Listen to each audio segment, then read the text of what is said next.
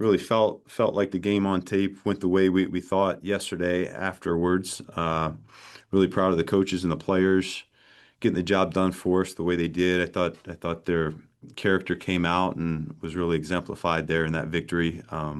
Defense getting those turnovers, that was huge for us. We ended up with 4 on the day. Gave away 1 on offense, but +3 in the turnover differential. That goes a long way to winning ball games in this league, as you know. As rough as it was for us on offense there in the first half, I do think we had 4 real possessions there in the second half and ended up with 16 points, which was critical for us coming away on top on that one as well. So some really good stuff from us to learn from. Sometimes wins like that, they go a long way for your team and what we're trying to build here. So, like I said, proud of those guys. And now we get to focus on the bye week and getting our minds and our bodies back to square one here and be ready to go for the back half of the season. Go ahead and open it up from there. We'll go first to Adam Johns. Hey Ben, I wanted to ask you about the first touchdown to Rome. What did you like about that throw from Caleb when you watched it again this morning? It kind of looked like he threw it before Rome hit the top of his break. Yeah, I think it starts with the protection. At that point, we'd been a little bit hit or miss in terms of the pro, and so those guys did a great job. They slid right into the pressure that the defense was bringing us, and because of that, Caleb was able to stand firm in the pocket. I thought he saw it really well. Anticipation showed up. He was able to deliver that ball on time, I think before Rome came out of his break, and Rome was able to score with it. So we timed it up against the pressure, which was nice. And then Caleb saw it really well. And it's just another example of their rapport continuing to improve as we go through the year. And then to follow up on that, how is your relationship with Caleb, coaching Caleb, maybe changed and evolved through the ups and downs of these 4 weeks, especially like in game and your communication with him? Yeah, I think it's been really consistent. We don't really waver, either one of us. We meet every day, and we go over the plan. We go over things that are on our mind. I think it's really critical for our relationship that we continue to have open and honest communication, and so we've been very good with that. On game day, I trust that he's put in the preparation, and I just let him go out there and play ball.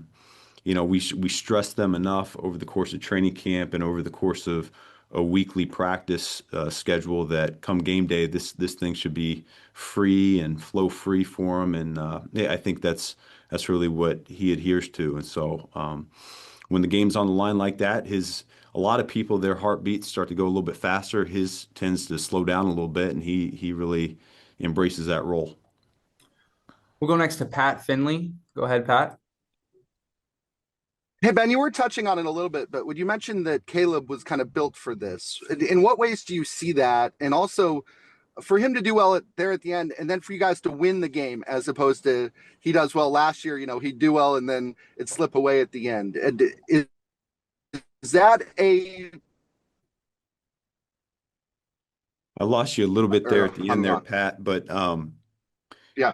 I think what I tell you is this: is he really since the time I got here, springtime through training camp, all the way up until now, even when we're learning the offense and things are moving slowly, we get put in those 2-minute situations, and it seemed like everything tended to click for him.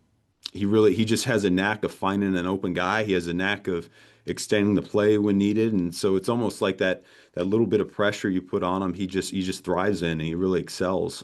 So that's been consistent ever since we came into this building, and so I'm not surprised that it turned out that way. He was really good at the end of the first half. He was really good at the end of the game.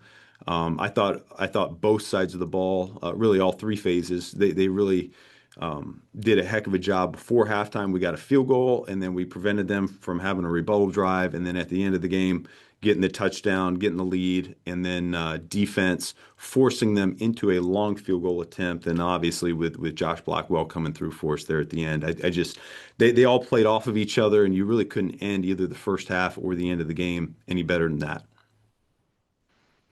All right, we'll go next to Jason Leisure. Hey, Ben, what do you make of your defense right now, where you guys get the takeaways, but there's also some numbers that are concerning? Yeah, we always each week we have keys to victory, and that was the biggest thing that we missed this week was our run defense. We really felt like this was a week we needed to get back on track in that regard. But other than that, we hit on the turnovers. We hit on being great in our situational football. We were excellent in critical downs, 2-minute situations, and so even though we missed on one of the big ones for us here this week, the other ones came through for us in a big way. So, end of the day, the most important thing is limiting the opposing offense in the number of points scored. And so if that means that we're giving up some rushing yards, but yet we're keeping them low on the scoreboard, we'll manage with that. No one likes seeing 6 yards, 7 yards per carry. Like that's not what Chicago Bears football is about. That's not what we want to be about. And so we're working very diligently on getting better in that regard. I think the most important thing that we're looking at as a staff and as players is how do we get better at some of our fundamentals? We're not shedding blocks to the degree we'd like to yet, or at least as consistently as we'd like to yet. And we're not making tackles in space as well as we're capable of. We did enough live tackling over the course of training camp. I thought we'd be a little further along in that regard in the first 4 games. And so still a work in progress. Like anything, you look at something where you might be a little bit deficient, you make it a point of emphasis, and then I know our guys will take that to heart and they'll respond. And at tackle, assuming that Darnell is coming back, what's going to go into your decision on the left side? What all will factor into that? Yeah, I think we need to look at all 4 games so far as a whole, and we'll get a good feel here over the next few days where we're at schematically. What are we doing well? What aren't we doing well? And I think we'll really have a good grasp of what we need to do going forward. So it's too early for me to tell you that, Jason, to be honest with you. I feel like we got to go through this process and just figure out what's best for us and our team going forward here. I've got a lot of faith in the guys in that room. We got some talented individuals, and I really believe in the coaching staff in that room as well, that we're only scratching the surface of what we're capable of. We'll go next to Courtney Cronin. Go ahead, Courtney. Hey, Ben, yesterday you said when we were asked about like the final touchdown, you said it was kind of hard to discern in the moment why you ran the ball with Swift after he had, struggled throughout the game. Now that you've had time to look back at the tape, can you, I guess, put your finger on why that was a decision ultimately? Well, yeah, I don't think our running struggles were a reflection of DeAndre Swift. I think he's a guy that continues to run the ball very hard, even though the yards per carry aren't where any of us want it to be right now. He's as frustrated as anybody right now. He's very prideful in what he can do and what he brings to the table. And I don't feel like everybody on offense yet is pulling their weight, and that's myself included. There's a number of things from yesterday's game I have to do a better job of. There's a couple calls I was getting in late. There's a couple things that the coaching staff, myself, we could have coached up better to give us a better chance there. And then there were some things just execution-wise that we knew what we were going to do, but the techniques, the fundamentals, we didn't adhere to them when we needed to. And so when you look at it as a whole, it was a mess, man. I'm just not proud of what we put on tape. I think it's a reflection of myself. I always take it personally.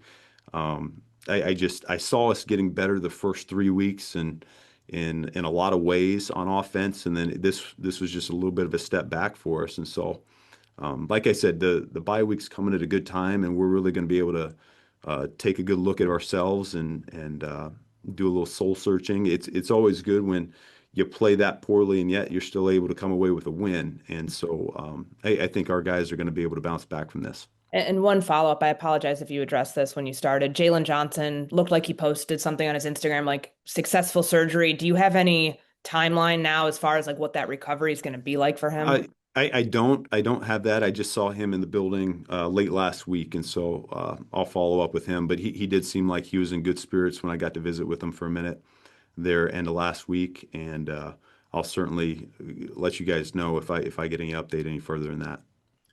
We'll go to Phil Thompson. Go ahead, Phil. Ben, can you tell me if you've dialed into Ozzy Trapillo's game a little more after watching films, and what stood out to you positively or negatively? Yeah, I mean, you talk about a tough situation. You get thrown into the fire against a guy like Maxx Crosby. I mean, it's a welcome to the NFL moment right there, if there ever is one. Ton of respect for Crosby as a player, and he certainly was the game record that we thought he could be early on in that game. And so Ozzy didn't bat an eye. He went out there, he competed his tail off. I'm sure there's a couple plays he'd like back, but I was really pleased with the way he went out there and competed, and I think it's a good foundational piece for the future for him. And Ben, if you care to address this, I know there's been some buzz about your halftime exchange. Can you relay how you interpreted that conversation? Yeah, in the moment, I honestly I didn't think too much of it. I'm kind of in game mode. But then when I look back at it, I am a little bit uh, disappointed with what that looks like. I didn't hear very well, and that's not an excuse. But when I thought I heard that not a question, but that I needed to make some changes, I didn't take that very well. So I'll do a better job with those going forward. We'll go to Herb Howard. Go ahead, Herb. Coach, understanding how good of a player that Maxx Crosby is, I'm sure having a game plan for him was a big part of your preparation last week. You guys do a lot of different things at him, double teams, misdirection. I think I even saw an unblocked read option situation. He still was doing his very best to wreck the game plan. When you look back at it, either from a game plan standpoint or execution standpoint, what do you guys think you could have done differently to try and contain him? Again, understanding how great of a player he is.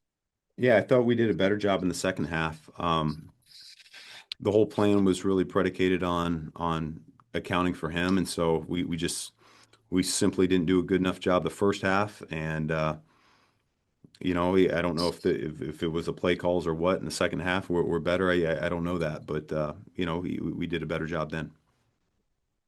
We'll go to Zach Pearson. Go ahead, Zach.